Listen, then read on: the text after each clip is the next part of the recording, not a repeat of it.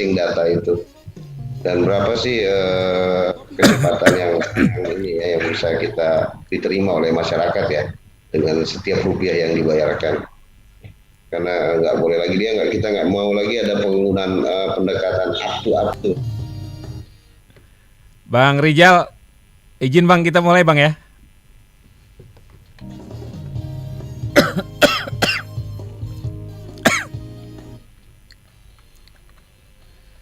104.6 Trijaya FM, The Real News and Information. Terima kasih Anda masih bersama kami di Trijaya Hot Topic Petang untuk edisi hari ini, Rabu 21 April 2021.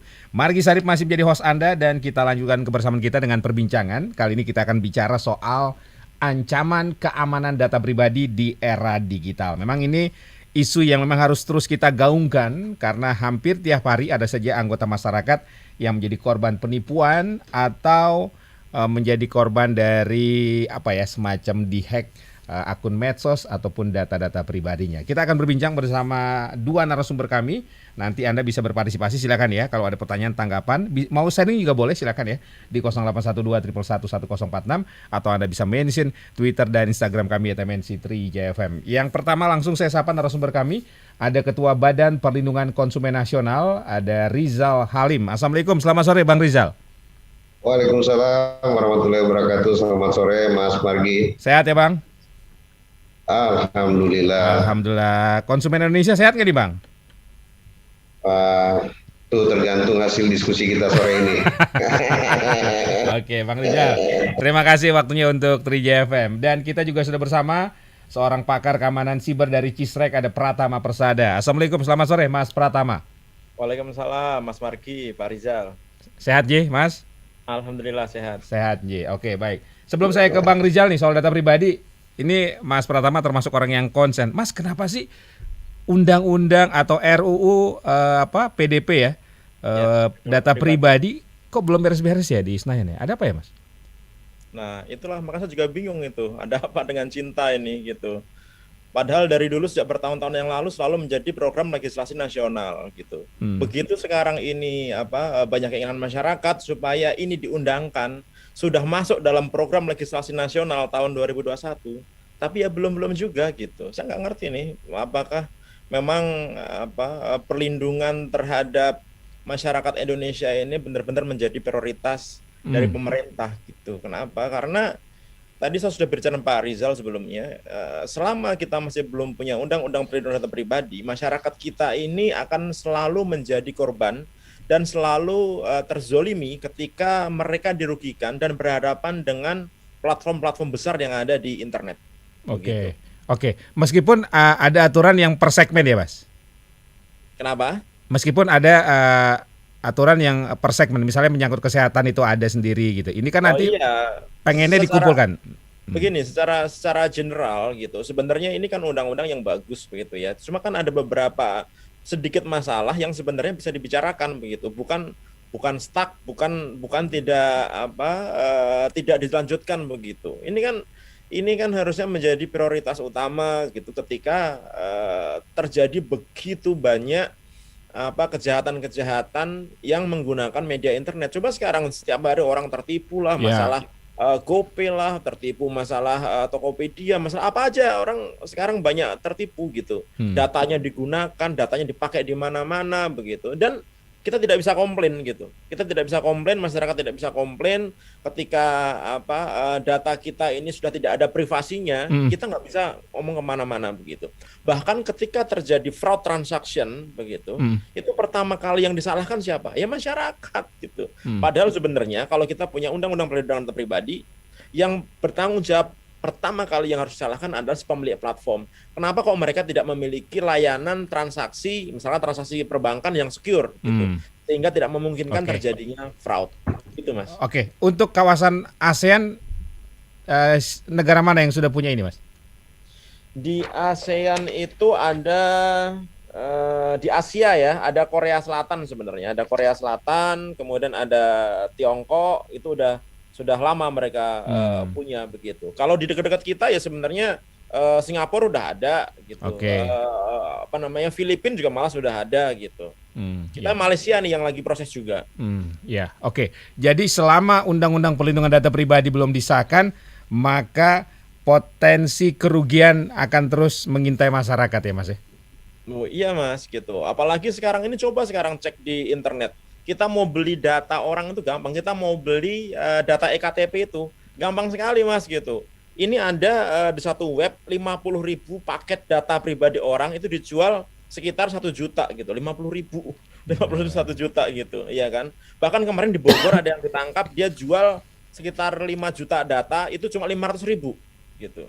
Isinya nomor telepon, kemudian dia punya rekening bank di mana, kemudian dia tinggalnya di mana gitu. Alamat emailnya apa, lengkap gitu. Nah, itu kalau digunakan oleh orang yang tidak berkepentingan kan bisa digunakan untuk melakukan kejahatan. Belum lagi ketika kita berbicara tentang kebocoran di Tokopedia, ada 91 juta data Tokopedia yang bocor, ada 1,2 juta data di Bhinneka yang bocor gitu. 13 juta data Bukalapak yang bocor gitu. Kemudian data dari Kredit Plus ada 90.000 data yang bocor gitu. Ini data ini sudah kemana-mana gitu. Jadi wajar kalau sekarang ini kita dapat SMS, di telepon dan lain-lain gitu. Yang modusnya adalah mencari keuntungan dari masyarakat. Mas, di era IT sekarang apa sih peran penting dari database ini Mas? Ya penting sekali Mas gitu. Karena dengan data pribadi ini ya, saya nggak bilang database karena database isinya banyak ya. Dengan data pribadi ini orang bisa memanfaatkannya untuk sebenarnya melakukan apa saja, melakukan politik campaigns gitu, kemudian melakukan fraud, kemudian melakukan layanan-layanan pengiklanan yang sebenarnya itu mengganggu kenyamanan masyarakat begitu. Bahkan kalau misalnya ekstrimnya bisa digunakan kejahatan dan pencurian uang gitu. Itu bisa digunakan. Kan kemarin sempat kita bahas tuh bagaimana mudahnya dengan nomor handphone sebenarnya kita bisa melakukan take over, ambil kartu ATM dan lain-lain gitu. Seperti yang dialami Bang Ilham Bintang ya, Bang Ilham Bintang itu kita lihat. Oke, terima kasih Mas Pratama Persada, pakar keamanan siber dari Cisrek. Sekarang saya ke Bang Rizal Halim, Ketua Badan Perlindungan Konsumen Nasional. Bang, ini nggak masalah kita harus misalnya mengulang lagi ya. Apa yang harus dipahami oleh masyarakat konsumen? Apa sih itu data pribadi, Bang Rizal?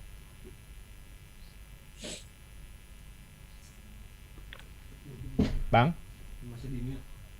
Bang Rizal? Masih mute. Masih di mute, Bang. Halo, Bang?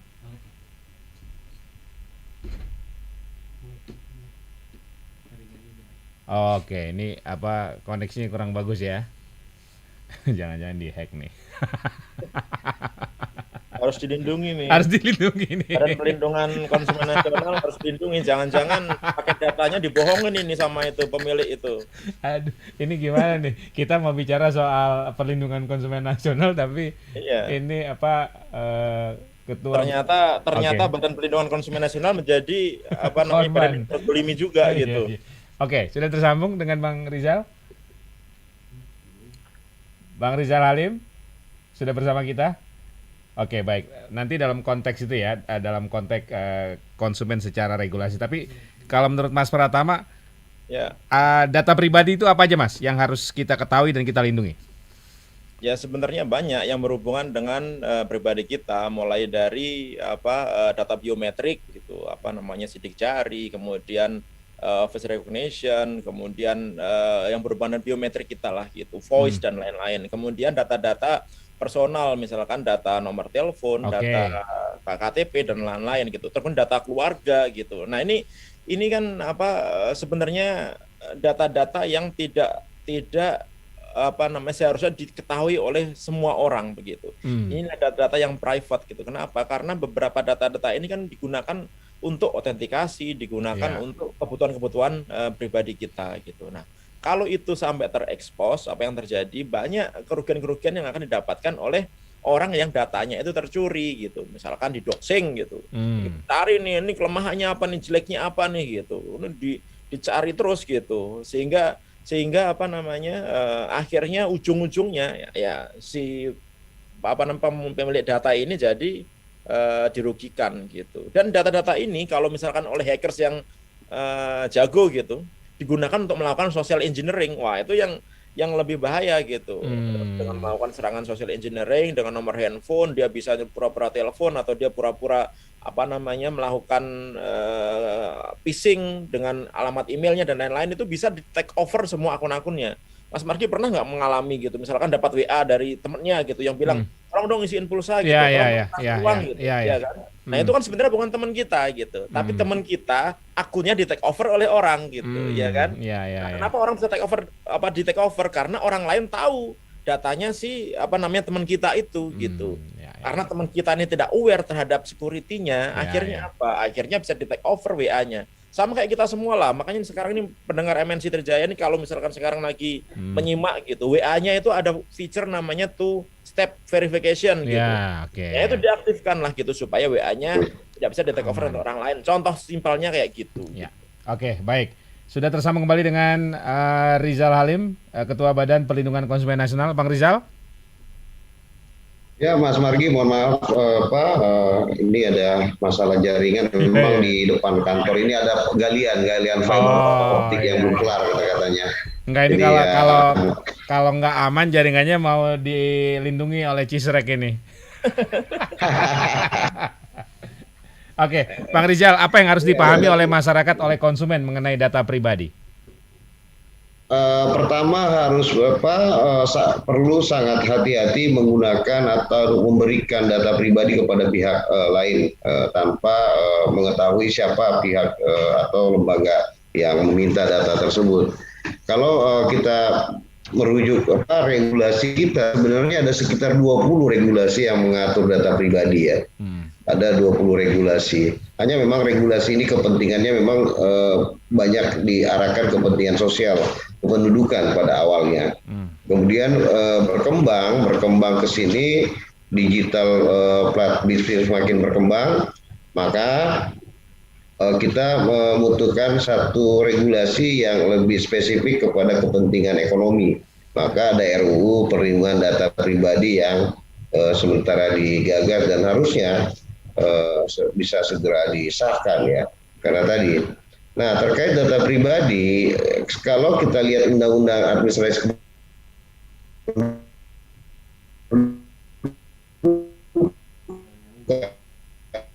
Terputus-putus, Bang Rizal. Aduh, sayang sekali nih. Ya, oke.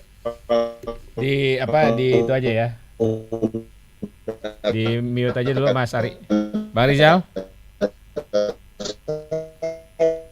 Di close aja mungkin ya, karena ini agak sedikit mengganggu nih.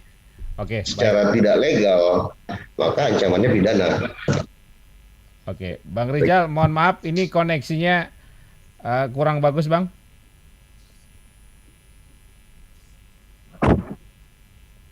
Oke, baik. Sambil kita nunggu koneksi yang lebih baik dengan Bang Rizal Halim dari Badan Perlindungan Konsumen Nasional, saya ke Mas Pratama lagi. Mas Pratama, secara umum masyarakat kita atau konsumen kita sudah aware nggak sih atau paham nggak sih tentang data pribadi dan langkah-langkah apa yang harus dilakukan?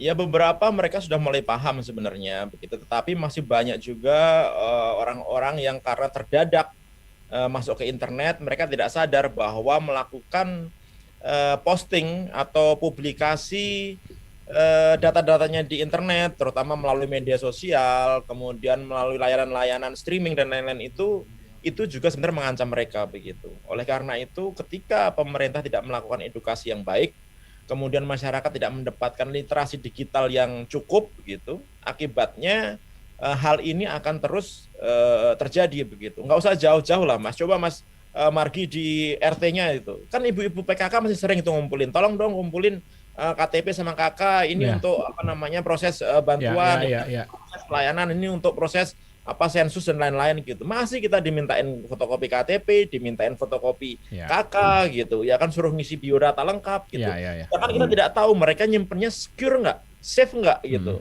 Di mana mereka menyimpannya data kita? Di situ ada data anak kita, data keluarga kita, data nik, data kakak, ya kan lengkap semuanya gitu. Nah itu juga harus disosialisasikan juga gitu. Bahkan even dari pemerintah walaupun level kecil itu belum sadar bahwa data pribadi itu perlu dilindungi. Penyimpanannya perlu dilakukan dengan cara yang memang benar-benar bisa melindungi data yang diberikan tersebut gitu. Kayak gitu. Ini Pak Rizal udah oke lagi nih. Iya.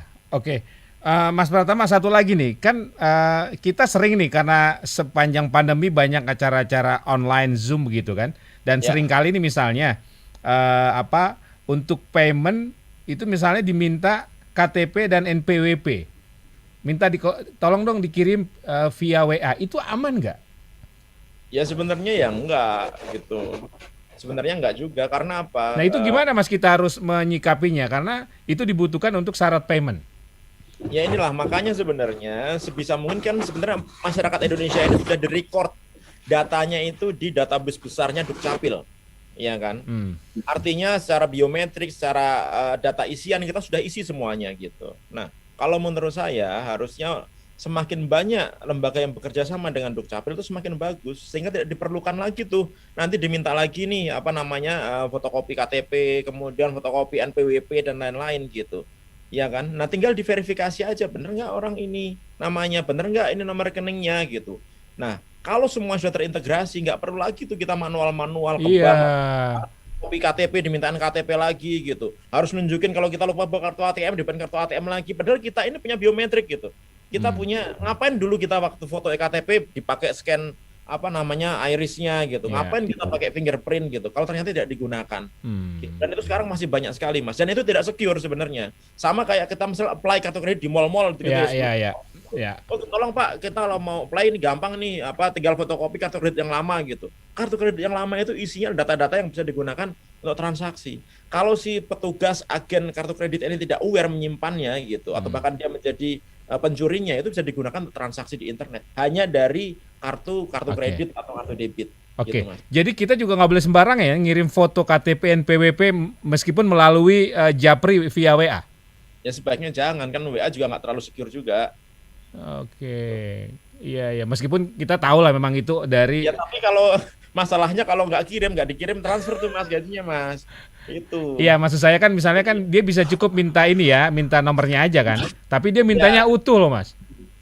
Ya harusnya enggak, harusnya terlalu berlebihan kalau mintanya fotokopi KTP secara utuh itu terlalu berlebihan. Iya. Nah nggak musimnya lagi kalau sekarang ini saatnya saat semua data sudah digitalkan gitu, udah nggak saatnya lagi. Oke, baik. Terima kasih Mas Pratama. Bang Rizal sudah bersama kita lagi Bang. Iya, mohon maaf nih saya pakai handphone ya jadinya karena wifi ternyata agak turun naik ya. Iya. Siap. Nah, Handphonenya aman ya Bang? Nah, handphone insya Allah Aman ya. lancar jaya. Iya. Takut. Jadi saya lanjutkan ya tadi penjelasan saya Silakan, tentang tadi saya menarik yang disampaikan Mas Pratama juga ya. Jadi kalau ada orang yang menggunakan data saya, data pribadi saya, data pribadi itu nama, alamat, tanggal lahir, usia, jenis kelamin, pekerjaan, pendidikan dan sebagainya. Tanpa izin saya, sebenarnya dalam Undang-Undang Administrasi Kependudukan bisa kita arahkan ke pidana 2 tahun dengan denda 25 miliar. Tetapi masih banyak, ini persoalan proses penegakan hukum. Jadi karena Undang-Undang Administrasi Kependudukan ini diarahkan untuk sosial kependudukan. Nah, kemudian bisnis digital berkembang dan beberapa kasus yang tadi juga disebutkan Mas Pratama, termasuk yang barusan terjadi, misalnya Facebook 500.000 datanya bocor, 130.000 dari pengguna Indonesia. Kami sementara mengundang Facebook yang ada di Indonesia untuk berkoordinasi bagaimana pertanggungjawaban 130.000 pengguna Facebook yang ada di Indonesia yang bocor. Begitu juga data Linkel ya, 500 juta. Nah, hal-hal seperti ini jangankan kita, negara-negara maju pun itu mengatur sangat rigid mengenai perlindungan data pribadinya. Sebelum ada undang-undang privacy, negara-negara maju sudah mengatur dengan safe harbor policy. Itu juga mengatur bagaimana data itu sangat digunakan dengan sangat hati-hati dan negara menjamin perlindungan terhadap data warga negaranya. Nah, ini juga sebenarnya perlu menjadi contoh buat Indonesia. Sebenarnya gampang, Mas Margi, Mas Pratama, kalau kita konsisten dengan arah kebijakan single data ya. yang tadi dijelaskan, maka harusnya persoalan-persoalan seperti ini relatif mudah kita eliminir. Hanya masalahnya setelah perkembangan sektoral ini berkembang sangat sporadis dan ugal-ugalan menurut saya, dan tidak terkontrol, sehingga apa yang terjadi, regulasi dibuat di setiap sektor secara ugal-ugalan. Apa yang terjadi? Terjadi pengumpulan data yang ugal-ugalan juga. Kayak tadi kita udah dimintain data dari sini, besok dimintain lagi. Nanti ada program pemerintah lagi, kita dimintain lagi data. Jadi berkali-kali. Nah, ini menurut saya perencanaan yang kurang baik ya. Baik, Bang Rizal, ini kan seringkali ada penggunaan nomor kita, datanya oleh pihak-pihak tertentu, dan kadang-kadang malah melalui provider yang bersangkutan. Nah, ini bagaimana peran provider ya? Artinya kan mereka harusnya melindungi juga nih privasi dari konsumennya. Iya, betul. Harus. Jadi kita udah bersurat ke Kementerian Kominfo dan seluruh provider. Yang ada mereka malah bisnis jualan, data kita dimanfaatkan oleh mereka ini. Iya, nggak boleh. Jadi sama dengan dulu message spam ya, spam message. Itu nggak boleh. Nggak boleh provider menggunakan data kontak pelanggannya untuk kemudian digunakan untuk hal-hal yang lain tanpa izin si pemilik. Jadi termasuk spam, pesan-pesan spam, baik itu melalui message biasa yang voice base maupun yang database. Kalau ada pesan-pesan spam, itu pelanggaran bagi undang-undang, bagi keprivasian ya. Dan itu tidak boleh sebenarnya.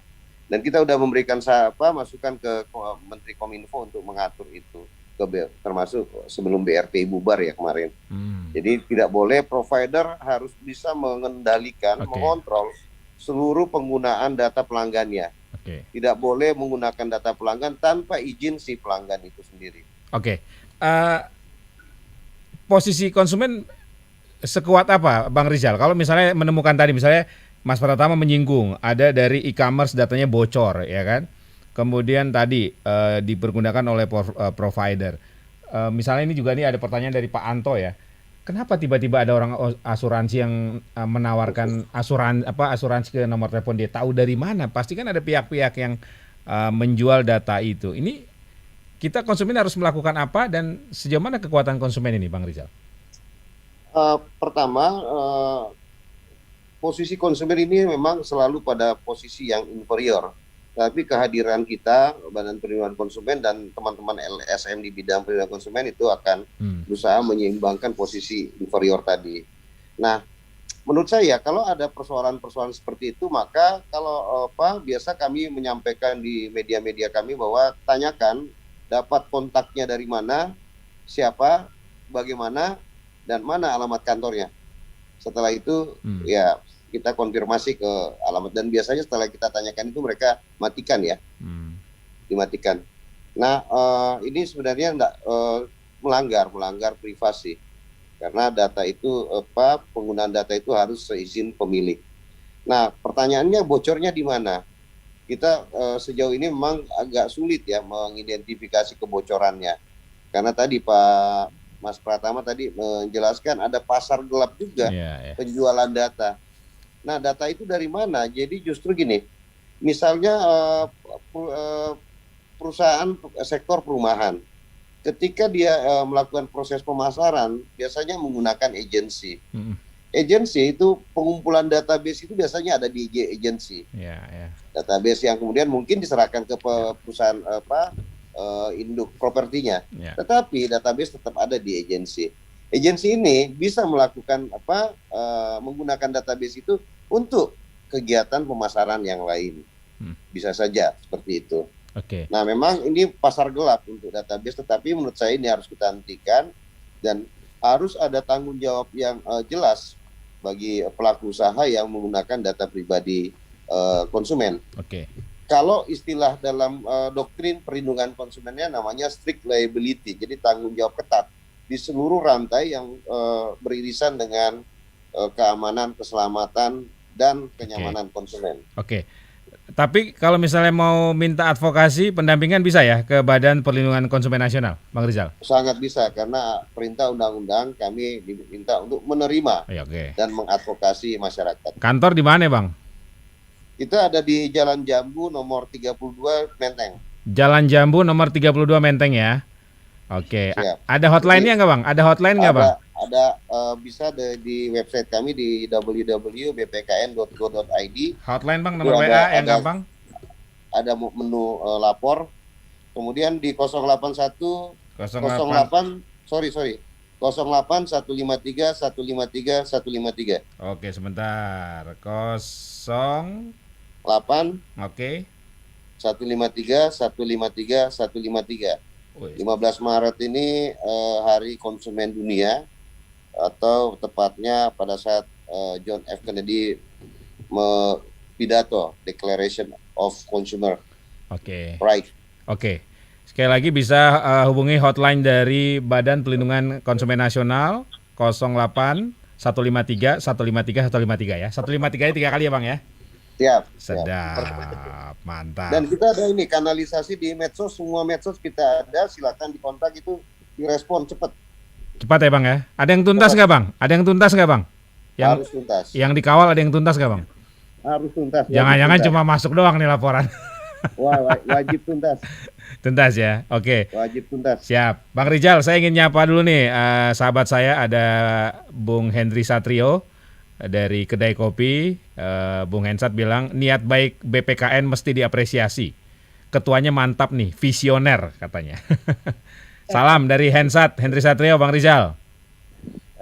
Ya ini Pak, sahabat,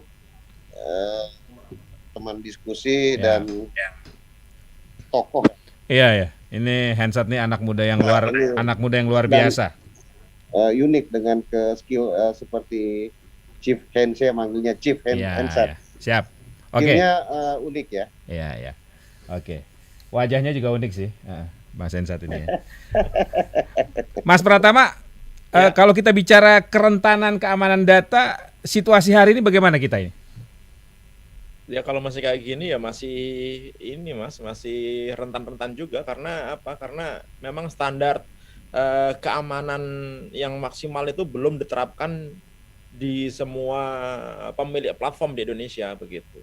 Kebayang nggak platform sebesar Tokopedia yang anggarannya untuk keamanan informasi itu miliaran gitu, bahkan mungkin bisa puluhan miliar, itu juga bisa bocor. Bagaimana dengan institusi pemerintah, Pemda, UMKM dan lain-lain gitu. Nah itu saat ini juga mereka menjadi incaran empuk oleh para hackers ini gitu. Iya. Nah ini juga menurut saya peran BSSN ini juga penting sekali, ya kan? Ini BSSN juga kayaknya masih Badan Sandi dan Siber Negara ya. Badan Sandi Negara gitu, masih agak tidur ini kalau menurut saya gitu. Sehingga nggak maksimal tugasnya gitu. Kemarin contohnya lah mau membuat rencana undang-undang keamanan pertahanan cyber gitu, ternyata bikinnya nggak koordinasi dengan yang lain, akan tabrakan kemana-mana. Nah ini penting juga sebenarnya ini koordinasi antar institusi pemerintah gitu yang terlibat dalam keamanan informasi ini, termasuk perlindungan pribadi. Nggak bisa jalan sendiri-sendiri, BSSN jalan sendiri-sendiri, Kominfo jalan sendiri gitu. Kemudian nanti BPKN ditinggal gitu ya, nggak bisa kalau menurut saya. Gitu. Ini harus ngomong bareng. Ini adalah kata yang mudah diucapkan tapi dilakukannya susah sekali Mas gitu. Karena apa? Karena ujung-ujungnya kan anggaran gitu. Susah kalau ujung-ujungnya anggaran. Iya. Mas Pratama, ini kaitan dengan keamanan di platform masing-masing ya. Nah, seringkali kan ketika kita mendownload aplikasi atau apa kan pasti ada permintaan autentifikasi dengan nomor handphone atau email. Nah, apa yang harus kita lakukan, Mas? Untuk itu tergantung platformnya Mas. Kalau platformnya ternyata trusted gitu ya, ternyata kita tahu bahwa dia bagus ya mau nggak mau kita harus ngikut kalau misalkan kita mau menggunakan aplikasi tersebut gitu kan. Karena apa? Karena nomor handphone itu digunakan untuk melakukan verifikasi pengiriman token OTP, biasanya one time pad gitu, supaya akun kita ini menjadi akun yang khusus, tidak bisa dimiliki oleh orang lain begitu. Tapi memang kalau kita tidak tahu pemilik platform itu siapa, kadang-kadang data kita ini disalahgunakan oleh mereka. Contohnya misalkan pinjol gitu. pinjol ini ribuan pinjol yang ilegal di Indonesia gitu. Mereka menawarkan bunganya murah, proses gampang. Mereka minta nomor handphone kita gitu. Kalau kita nggak kasih nomor handphone, nggak bisa kita install aplikasinya mereka. Begitu kita kasih, ternyata kita dimanfaatkan oleh mereka data-data kita gitu. Bahkan ketika kita install aplikasi pinjol gitu ya, itu ternyata aplikasinya itu banyak malware-nya. Kenapa saya bilang banyak malware-nya? Karena si pemilik aplikasi itu bisa mengambil seluruh data yang ada di handphone kita, baik data nomor telepon, dari phonebook, data gambar, data video, data file dan lain-lain gitu. Sehingga kalau nasabahnya itu telat sedikit bayar, udah yang kena itu atasannya, tetangganya, keluarganya, semuanya diteleponin gitu. Kasih tahu bahwa ini tidak bayar utang kayak gitu. Ya. Oke, baik. Terima kasih Mas Pratama. Terakhir, Bang Rizal, pesan untuk masyarakat pendengar Trijaya dan juga khususnya para konsumen, apa yang harus dilakukan terkait dengan ancaman keamanan data pribadi ini. Silakan, Bang Rizal. Ya, pertama-tama masyarakat, para sahabat atau pendengar MNC Trijaya FM, pertama hati-hati memberikan data kepada pihak lain, pihak yang kewenangannya tidak jelas. Kemudian hati-hati juga menggunakan data pribadi untuk kepentingan-kepentingan yang bisa menjerat seperti tadi pinjaman-pinjaman yang beredar di dunia maya, baik itu pakai aplikasi maupun melalui medsos, dan tetap bijak dalam menggunakan data pribadi. Data pribadi ini tidak bisa mengharapkan siapapun untuk melindungi data pribadi kecuali kita sendiri. Karena taruhlah serigid apapun security level misalnya di negara seperti Amerika, data pribadi tetap bisa bocor. Nah, bagaimana cara menyikapinya? Hati-hati, tetap bijak menggunakan data pribadi. Jangan memberikan data pribadi Anda kepada pihak-pihak yang menurut Anda kurang layak dipercaya, atau setelah dicek, perlu dicek siapa yang meminta data pribadi tersebut. Itu kira-kira Mas. Oke. Baik, siap. Terima kasih Bang Rizal Halim, terima kasih Mas Pratama, matur suwun Ji, sudah bersama Trijaya FM. Semoga bermanfaat. Insya Allah kita dalam beberapa bulan lagi, karena kemarin saya baca ada pernyataan Bobby dari Komisi 1 DPR fraksi Partai Golkar yang bilang katanya sebelum Lebaran katanya kita akan punya undang-undang pelindungan data pribadi. Ya, kita lihat nanti lah. Kita tunggu ya. Namanya juga politisi ya. Oke. Matur suwun Mas Pratama, Bang Rizal, thank you. Selamat sore. Assalamualaikum. Selamat berbuka. Waalaikumsalam warahmatullahi wabarakatuh. Mas Pratama, sampai ketemu lagi Mas. Demikian perbincangan tentang ancaman keamanan data pribadi di era digital bersama Ketua Badan Perlindungan Konsumen Nasional Rizal Halim dan juga Pratama Persada, pakar keamanan siber dari Cisrek. Kalau Anda punya masalah atau mungkin ingin melaporkan terkait dengan penyalahgunaan data pribadi Anda ya, Anda bisa melapor ke Badan Perlindungan Konsumen Nasional. Kalau mau datang langsung boleh ke Jalan Jambu Menteng, Jakarta Pusat, atau Anda bisa kontak dulu hotline dari Badan Perlindungan Konsumen Nasional di nomor telepon, catat ya, 08 153 153 153. Gampang banget. Hotline dari Badan Perlindungan Konsumen Nasional 08 153 153 153. Terima kasih atas perhatian Anda, semoga bermanfaat dan kita lanjut lagi di